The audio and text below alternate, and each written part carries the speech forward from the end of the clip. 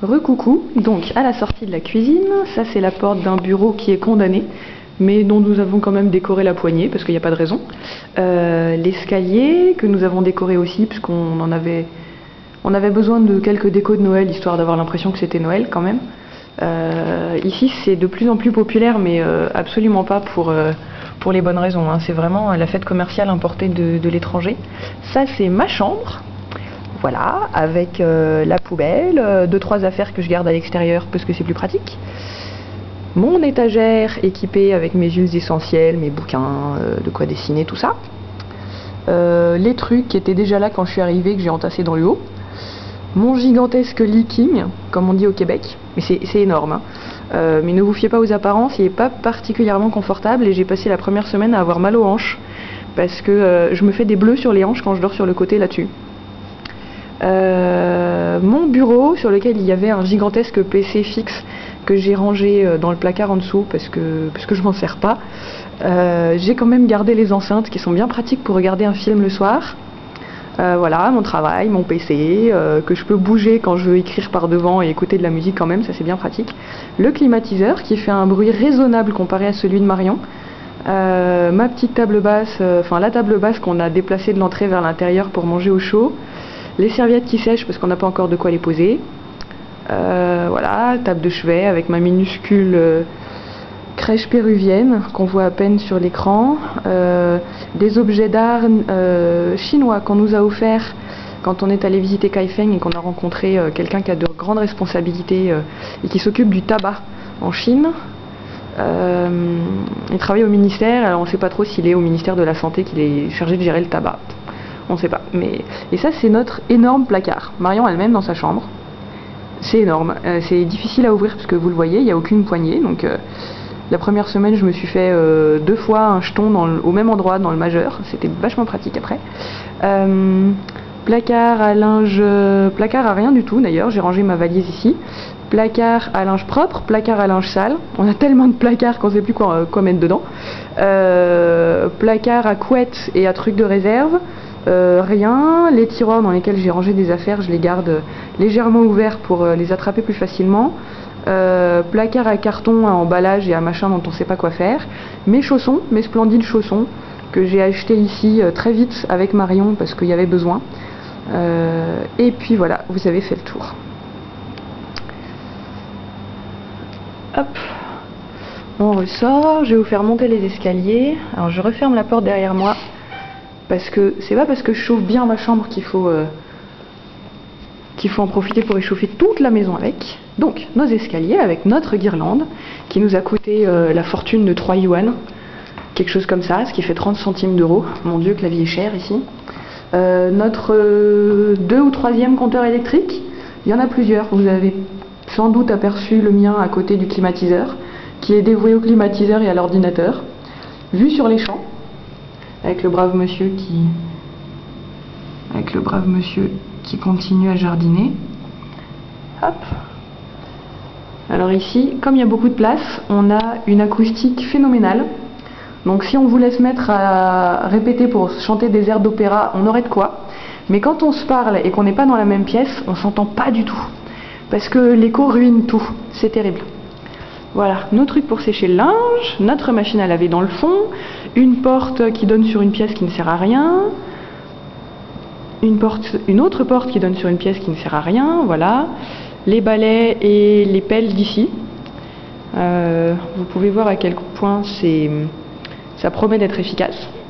J'ai déjà passé le balai 2 fois dans ma chambre et ben, bon on y arrive, hein, mais il faut s'entraîner quoi. Alors la salle de bain...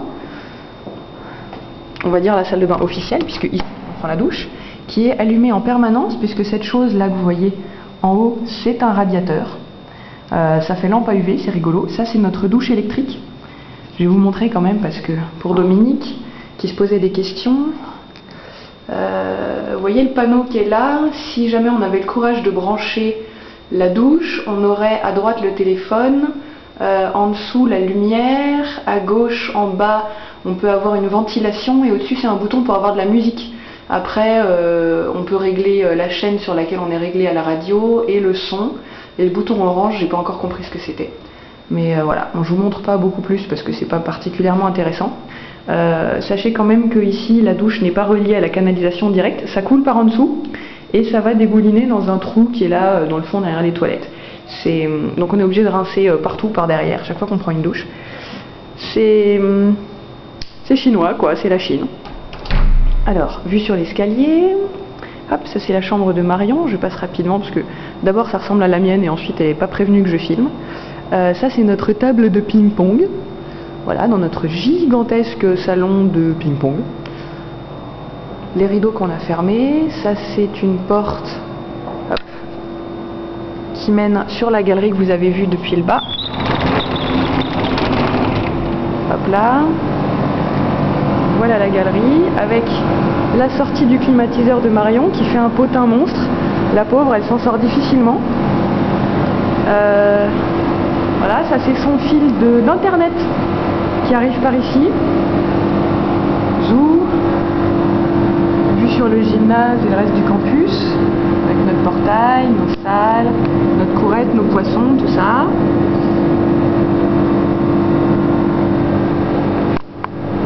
Voilà. Ah tiens, c'est une flaque. Apparemment le climatiseur, ça crache de l'eau et du coup ça dégouline partout. C'est... Voilà. Je vais essayer d'éviter d'en faire un tic de langage, mais j'ai envie de vous dire que c'est la Chine, quoi. Voilà, je referme. Vous voyez, ils n'ont pas fait les choses à moitié, hein. On a la table, la balle et les raquettes pour jouer au ping-pong. On l'a pas encore fait, enfin pas toutes les deux. Marion a déjà joué avec les Chinois, mais moi pas encore. Je vous emmène au deuxième, que ici on appelle troisième étage. Hop. On a exploré il y a 2 jours avec Marion et on a découvert que ça doit être habité par des oiseaux. Très souvent, alors admirez quand même la porte, si elle est belle, notre porte. Ici, il fait bien meilleur qu'en bas. On se demande pourquoi ils n'ont pas mis les chambres en haut. Voilà. Enfin, d'ici à ce qu'ils aménagent. Voilà, ça c'est un grand vide. Ça ressemble pas à grand chose. La charpente est très belle. Apparemment, c'est du pain, puisqu'on a trouvé des gouttes de résine par terre qui brillent joliment sur le sol, comme des perles d'ambre. C'est très très beau. C'est très très beau, mais enfin, ça montre qu'ici on fait les choses rapidement et on s'occupe pas trop de savoir si elles sont faites.